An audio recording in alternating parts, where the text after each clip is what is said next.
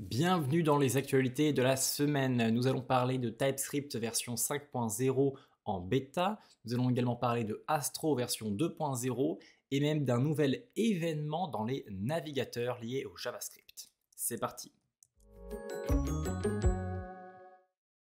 Comme je vous disais, on va tout d'abord parler de TypeScript version 5.0. Donc c'est la version bêta de cette version 5.0 et ça amène pas mal de modifications comme vous pouvez le voir juste ici. Alors on va pas tout parler, on va pas parler de tout, mais on va parler des choses principales comme par exemple les décorateurs. Donc les décorateurs, qu'est-ce que c'est?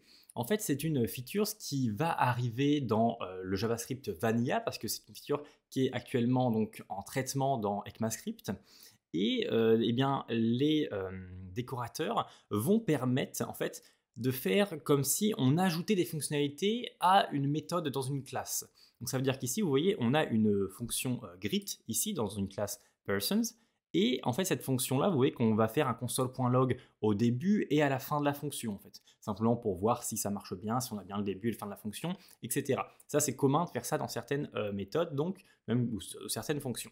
Eh bien, un décorateur, ça va être cette fonction-là que l'on va créer en fait, qui va renvoyer une autre fonction et exécuter la méthode originelle en justement faisant donc les fameux console.log au-dessus et en dessous donc de l'exécution de cette fonction. Et ce qui va se passer, c'est qu'on va mettre ici un at et on va mettre bien le nom du décorateur qu'on vient de créer, de la fonction qu'on vient de créer, qui s'appelle log de méthode. Et bien, en faisant cette syntaxe-là, ça va permettre d'avoir l'output suivant, c'est-à-dire eh bien, le log d'entrée, le log de la fonction elle-même greet, et ensuite le log de exiting method. Donc c'est un fonctionnement assez spécial, mais c'est ça le fonctionnement en gros des décorateurs. Et bien maintenant, dans TypeScript 5.0, c'est intégré donc à TypeScript et on va pouvoir utiliser les décorateurs directement dans le code. Un autre changement de cette 5.0, c'est le fait qu'il y a des petits changements concernant const. Vous savez que généralement, eh bien, on peut utiliser la syntaxe asConst afin de changer le type inferred, le inferred type de TypeScript, donc le type déduit de TypeScript, pour ne pas que ce soit un type général, par exemple pour pas que cet array-là, en fait, Alice, Bob et Eve, eh bien, ce soit un string array, mais que ce soit bel et bien, eh bien le type de cette variable-là soit bel et bien, un array de Alice, Bob et Eve, et pas simplement un array de string, en fait. Et bien pour ça, on utilise la fameuse syntaxe asConst.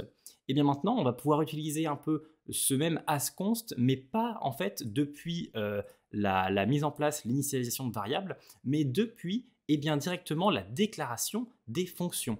On va pouvoir, lorsqu'on déclare une fonction, lorsqu'on met ici le type, vous voyez, qui est inclus dans la fonction, eh bien on va pouvoir mettre ce mot-clé-là const.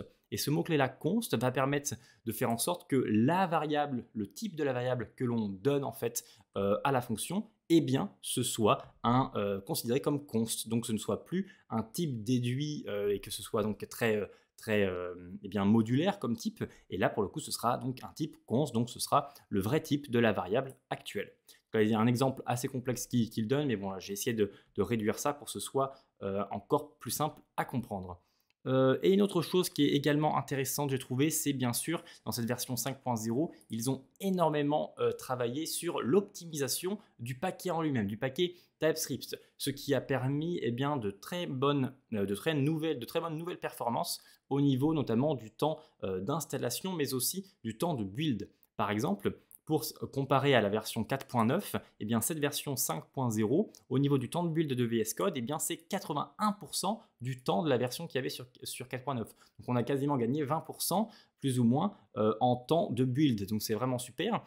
Et ce qui est encore plus impressionnant, c'est la taille du paquet TypeScript. Elle est passée maintenant à 58% de ce qu'elle avait lors de la version 4.9. Donc on en est vraiment sur de très grosses améliorations, de très grosses optimisations au niveau de TypeScript 5.0. Donc ça, c'est vraiment une très très bonne nouvelle. Donc bien sûr, c'est encore en bêta, donc faites attention, ne l'utilisez pas sur des projets qui sont en production pour le moment parce que ça pourrait créer des bugs inattendus. Mais en tout cas, c'est une superbe nouvelle version majeure de TypeScript qui va bientôt arriver. Ensuite, maintenant, on va passer à Astro 2.0. Pour ceux qui ne savent pas forcément, Astro, eh bien, il s'agit d'un framework, d'une sorte de méta-framework, en fait, qui va permettre d'écrire le framework que vous voulez, c'est-à-dire qui va permettre d'écrire des components sous React, sous Vue.js, sous Svelte, ce que vous voulez. Et ensuite, eh bien, ça va le mettre en site web statique, en fait. Ça va exécuter vos components au niveau du build time. Et ensuite, ça va créer donc le HTML et le CSS qu'il faut. Et ensuite, ça va simplement délivrer ce HTML et CSS à l'utilisateur. Donc en fait, vous allez avoir des sites web statiques à partir de votre framework préféré ou de vos frameworks préférés en même temps. Et voilà, donc voilà ce que permet Astro. Et depuis peu, depuis la 1.0, je ne sais plus combien, eh bien, on pouvait également faire du server-side rendering. Donc, ça veut dire que ça allait exécuter le JavaScript directement, donc côté serveur et pas forcément au build time. Et bien maintenant, avec cette version 2.0, on a également de l'hybrid rendering. Donc en fait, on va avoir les deux en même temps.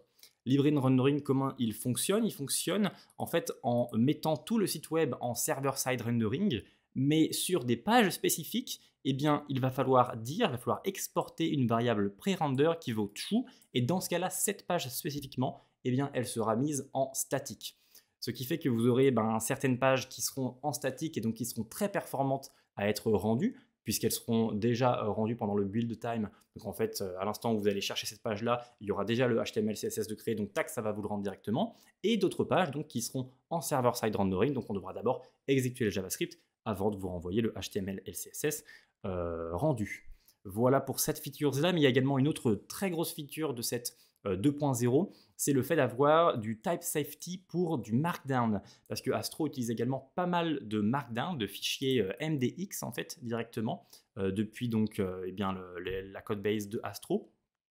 Et ce qui est intéressant maintenant avec cette feature, eh bien, c'est que à l'instant où on va utiliser, vous savez, le front matter des Markdown, c'est-à-dire eh bien, les différentes variables que l'on va mettre en haut d'un Markdown pour dire, et c'est ça le titre de l'article, voici la date, de publication, la date d'écriture, l'auteur de l'article, et vous savez tous ces petits détails qu'on rajoute en plus.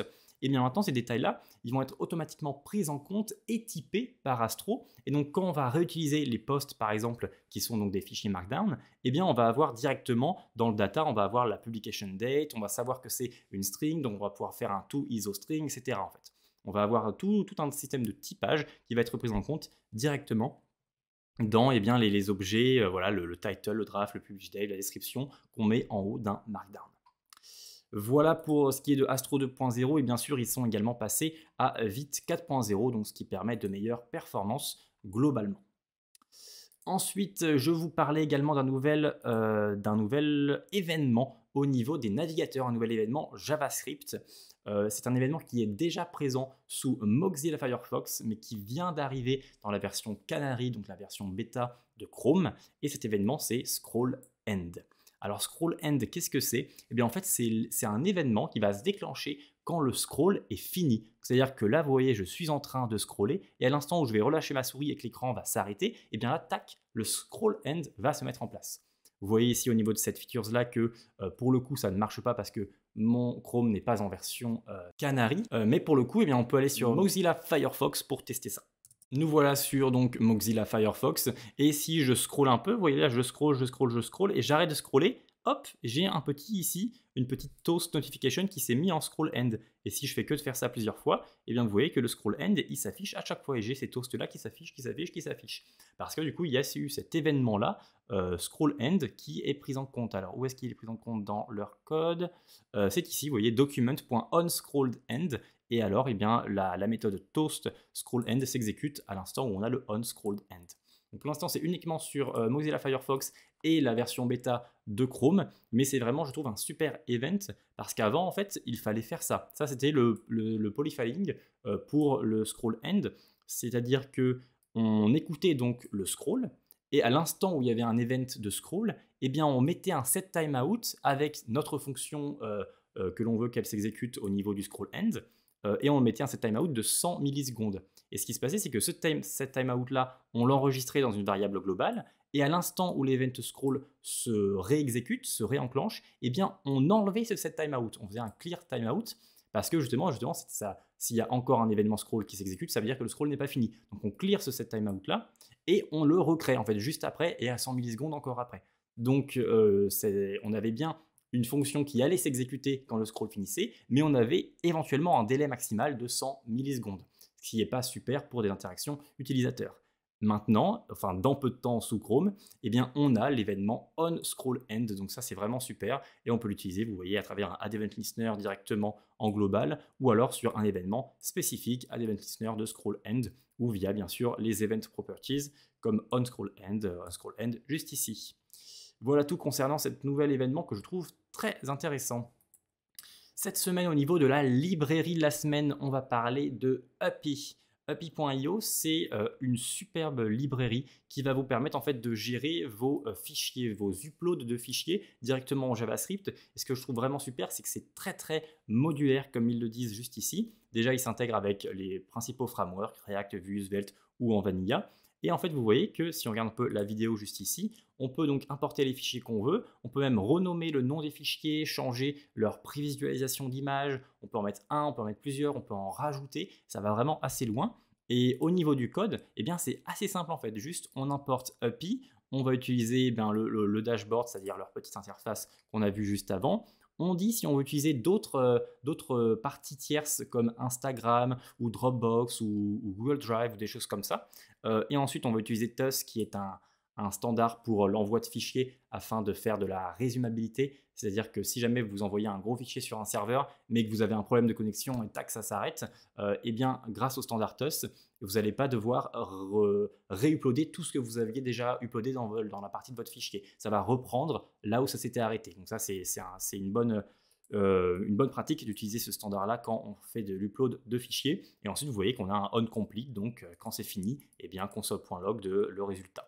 Donc vous voyez que c'est vraiment, je trouve, une superbe librairie. En plus, elle est assez lightweight au niveau de tout ça. Et ça vous permet bien vraiment de faire des files upload très simplement. Et en plus, ça s'intègre, comme je vous disais, sur le framework que vous avez. Voilà tout concernant cette semaine. Je vous mets le lien de toutes ces petites news directement en dessous en description. Je vous souhaite une excellente semaine. On se retrouve lundi prochain. À très vite et bon codage.